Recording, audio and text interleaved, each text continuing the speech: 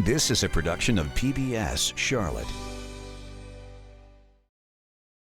Just ahead on Carolina Impact. It's CMS versus the suburbs as the debate over charter schools and overcrowding morphs into charges of racism and segregation. I'm Jeff Sonyer in Huntersville. Stick around. We'll let you hear both sides. These suitcases from Charlotte generate power and light up the world in Africa. It's the legacy of the former head of Duke Energy. His vision continues. And this Charlotte artist says history fuels his passion. His paintings capture amazing moments. Carolina Impact starts right now. Carolina Impact, covering the issues, people, and places that impact you. This is Carolina Impact. Good evening. Thanks so much for joining us. I'm Amy Burkett. Charlotte-Mecklenburg schools are more segregated than they used to be. In some areas, they're also more crowded than they used to be. And solving both problems at once isn't easy. In fact, one possible solution to the overcrowding problem may be making the segregation problem even worse. Carolina Impact's Jeff Sonyer is in Huntersville, where suburban support for charter schools instead of CMS is at the center of this debate. Jeff?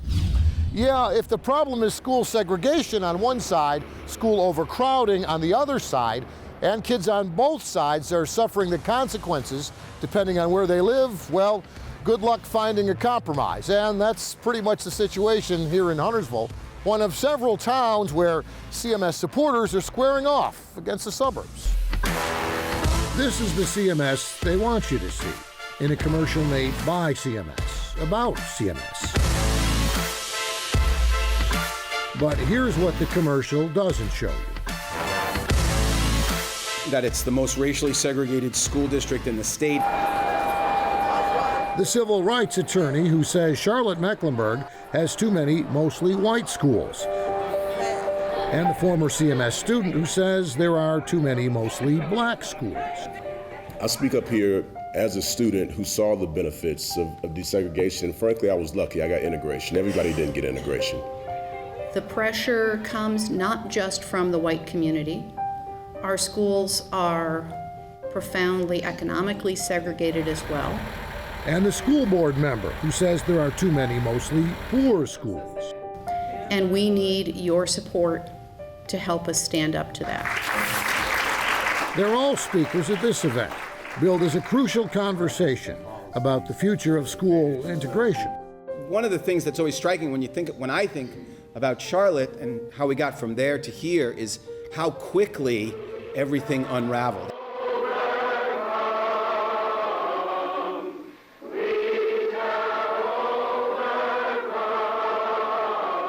It all started back in the 70s when the courts ordered busing in Charlotte to balance the black schools with the white schools. Today's ruling says, in effect, that busing and school pairing are acceptable means of eliminating racially identifiable schools. CMS busing and the integrated schools that came with it went on for decades, until another court order in 1997 said busing was no longer needed for integration, which brings us to today. That there is this implicit threat that if you, school board, try to do something that might address the segregation in the traditional public schools, we have an option to leave. Mark Dorison is a civil rights attorney from Chapel Hill, talking about the move by Mecklenburg suburban towns toward opening their own charter schools in competition with CMS. Charters are like a sword of Damocles hanging over the heads of any school board that's really seriously committed to taking on the issue of segregation and resegregation. This authority was created in reaction to a commitment by CMS to try to create more integrated traditional public schools. And it was pushed by communities that are happy with the status quo, which is that the schools their students attend are high white, affluent schools. Well, that statement couldn't be any further from the truth. Huntersville Mayor John Anarella says his town's interest in charter schools actually came after a $1 billion bond referendum by CMS 2 years ago, with only one new school for North Mecklenburg. He adds that in Huntersville, the issue isn't race or wealth, it's overcrowding. And we felt that CMS, once again, was not building schools where children are or will be. At Huntersville, we have thousands of children that are on wait lists for charter schools, so obviously there's demand for it. And I think really my sense is that people are looking for some certainty about where their children are going to go to school. At Huntersville Elementary, one certainty is that at some point, all these kids, black or white, will wind up in the rusty, crusty mobile classrooms out back, behind the main school building. You can tell the mobiles have been here at Huntersville a long time. Just look at the size of these shrubs outside, overgrown, just like the school itself.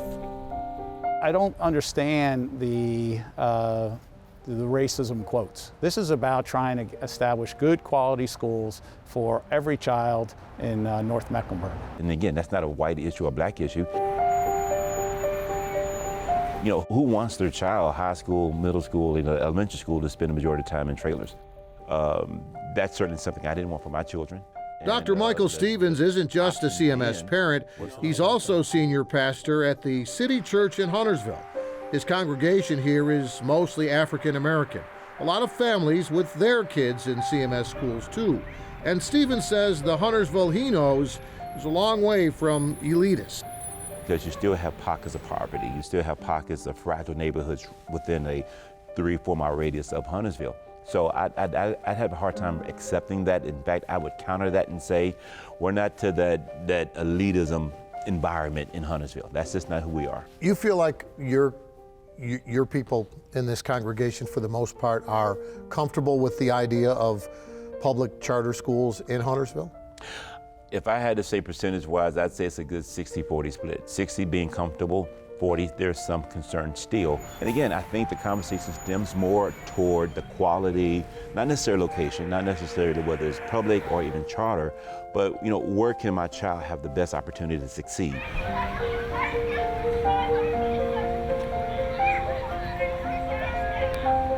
By the way, that civil rights attorney from earlier in our story, well, he says he expects legal action to stop Huntersville and the other suburban towns from ever opening their own charter schools.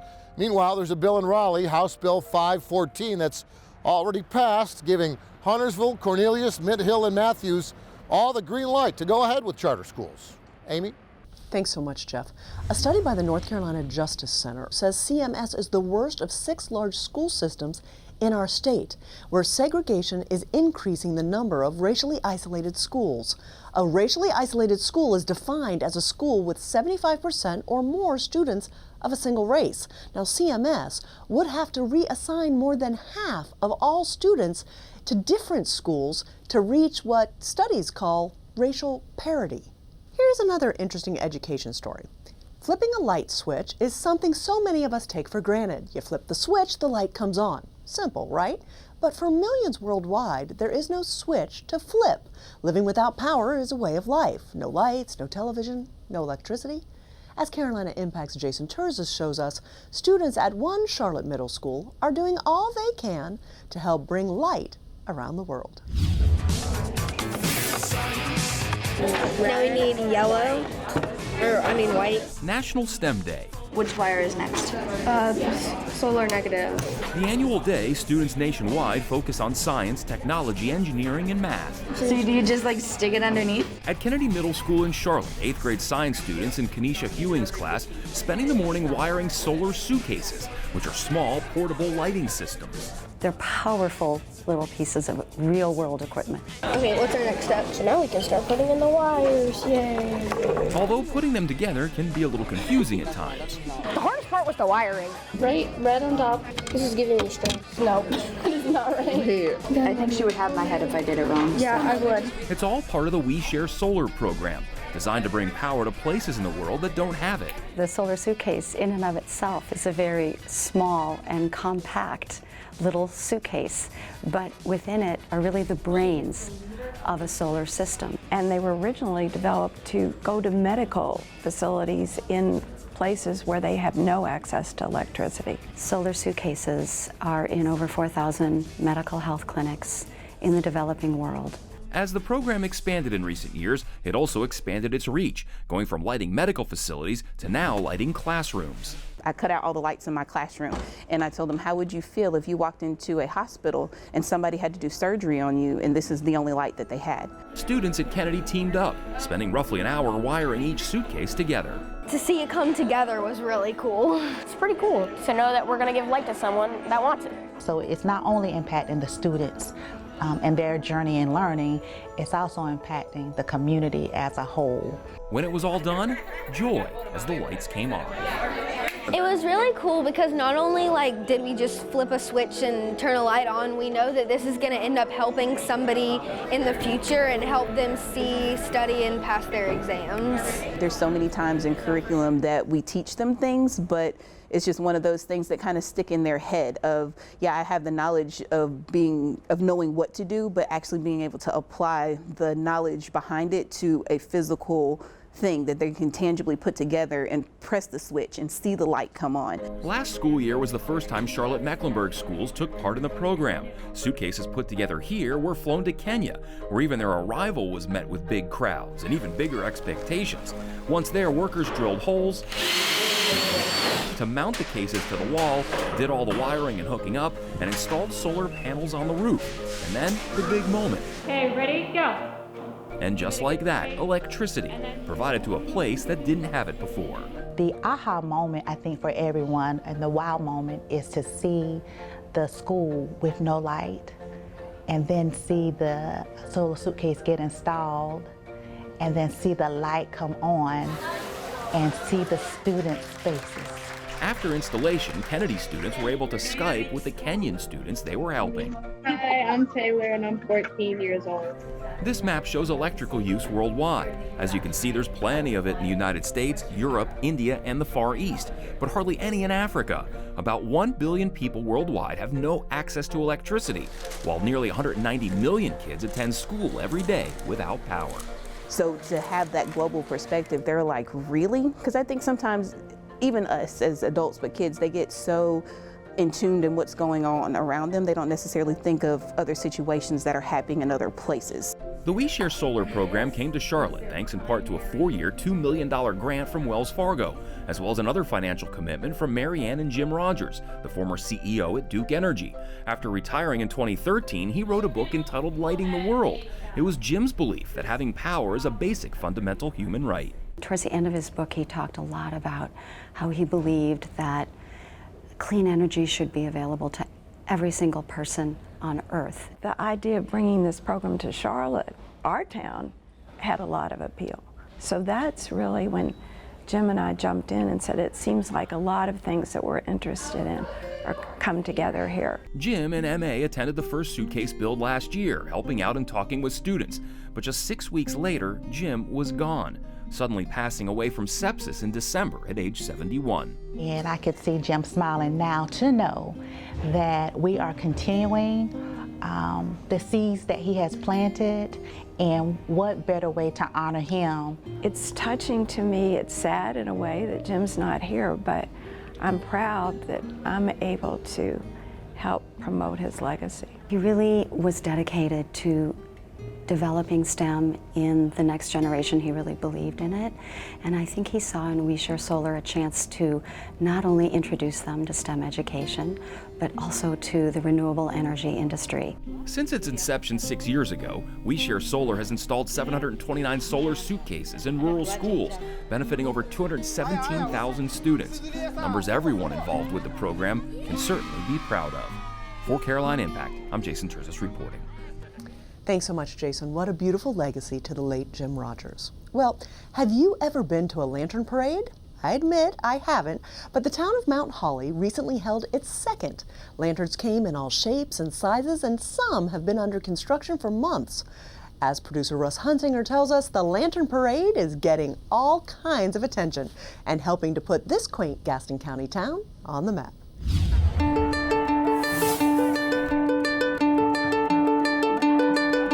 It's just really amazing. It's awesome for the community because it involves all the community, not just a few people, but even the little kids. Look at the faces of the little ones. They're really enjoying the lights and all the movement. I saw a book with a fairy on top. I saw an orangutan from the Jungle Book. And at the very end, there was a ginormous dragon. It was just wonderful. We were not disappointed. They were beautiful. I mean, really beautiful. I can only imagine how much time and effort went into every one of them. How does it make me feel? I've been crying for the last 2 weeks. Every time I see a lantern or get a picture of these kids making these, or hear someone say, I really didn't think I could do this, I get overwhelmed.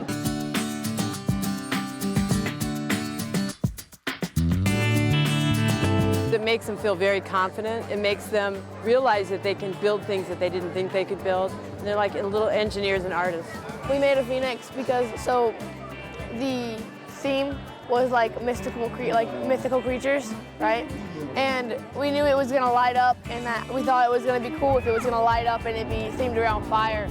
Look at every one of these kids. Look at these adults. All of them are excited.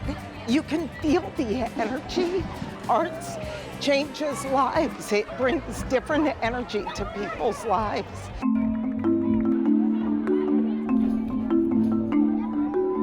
I can't really describe it. It's like a magical wonderland.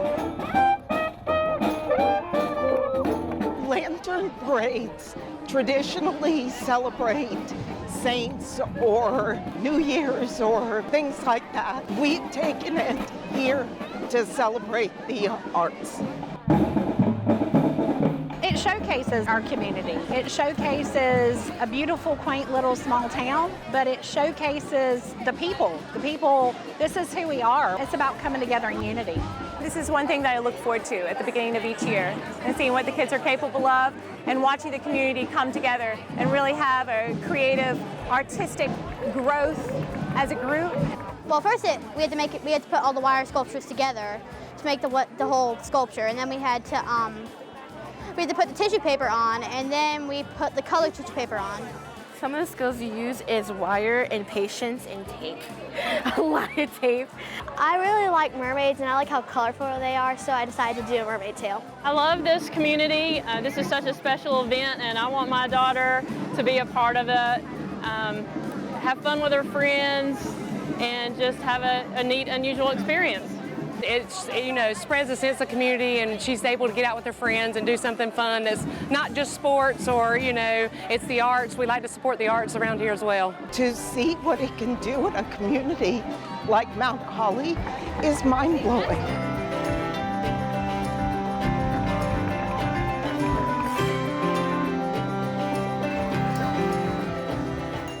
Thanks so much, Russ, and thank you to our viewer, Dr. Kathy Drum, for letting us know about this special Mount Holly event. If you know of any amazing stories in your area, we'd love to hear about them. Send us an email to stories@wtvi.org. You're about to meet a Charlotte artist who in high school dreamed of being another Steven Spielberg, but life and his talents took him in a different direction. He's made a career of making history come alive on canvas and moving into the digital realm too. Producer John Branscombe has more on this very passionate artist.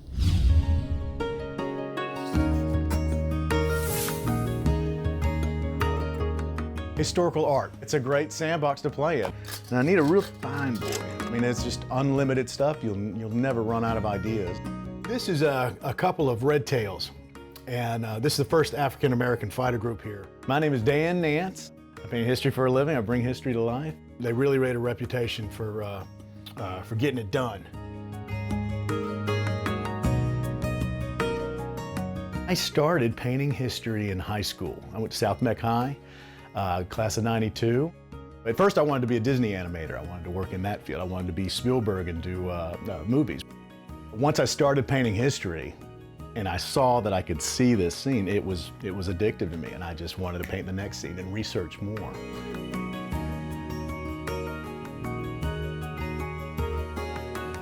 This is how I support my family. Buy art from living artists. The dead ones don't need it. The first 20 years I painted the Civil War exclusively. I just really wanted to keep seeing these scenes that I was inspired by with movies like Glory when I was in high school. In the way they shot it, it's still one of the best Civil War movies filmed of all time. And so that is just kind of a bar mark the way that Saving Private Ryan has now created a bar for just the, you know, unrelenting honesty and truth being shown in that format, which I'm very inspired by. But, you know, glory to the final thing, to that assault when he gets shot and Denzel Washington grabs the flag and holds it up, and it just shows that endurance in that going and what you're willing to sacrifice for to push it forward. And that stuff inspires me, and I try to inspire today by painting those types of scenes. When you got a big boy like this, you can get lost in it. It's a lot of little details. There's layers, the dark first, and then a highlight over that, and then you build your lights out on top of that, so your whites and your lighter paint is kind of the last decoration on the cake. Mr. Cameron Harris has, we've been together for years creating history, painting scenes. He loves history. I liked his artwork, and we started off with the Civil War. So I had Dan do a couple of pictures, and it just kind of evolved into a whole lot more. So we are in the Waterloo room. This is one of over 5 rooms that we've designed in this collection. He had always had this love of collections, collecting knives, collection of books, collection of miniatures, military miniatures, the most top-of-the-line, beautiful creations from all over the world. I had all these in different places and boxes and stuff. And I was out of town, and all of a sudden I came back, and you know, some of this stuff had just materialized out of nowhere. And this is a private collection that has finally been opened up to its fullest potential, and I'm taking it to the next level. I've gone into the digital realm. I crossed over. I finally bought me an iPad Pro. That's how it's led to these creations, these vignettes I'm doing with these military miniatures. So that, paired with this, paired with what's up here, and you know, it's limitless. Your imagination just goes wild. So in laying these out, you get to construct these whole worlds, and then I bring it into the iPad there, and that's my DreamWorks studio right there. It's got everything you need, and it's only supposed to be this bite-sized history, this little image that's no more than 10, 30 seconds long. History's neat, it's a great setting, and you can learn from it. I mean, that's the thing. It's a challenge. It's always been a challenge to teach young people about it in school. I'm a storyteller. I like to tell those tales and watch the eyes light up, and I think a visual is just tremendous. And so if I'm able to do that, you know, picture's worth 1,000 words, and I talk a lot, but my paintings are better. Thanks, John. I just love Dan's passion for his profession, and I'm always curious to know how much things cost. Now, you may be curious as well. Each of those miniatures cost about $40 a piece, and there are some 10,000 pieces in that collection. Dan's paintings cost $3,000 to $8,000. Prints cost just a fraction of that. Head to our website at pbscharlotte.org for more information. That's all we have time for this evening, my friends. Thanks so much for joining us. We always appreciate your time, and we look forward to seeing you back here again next time. Good night.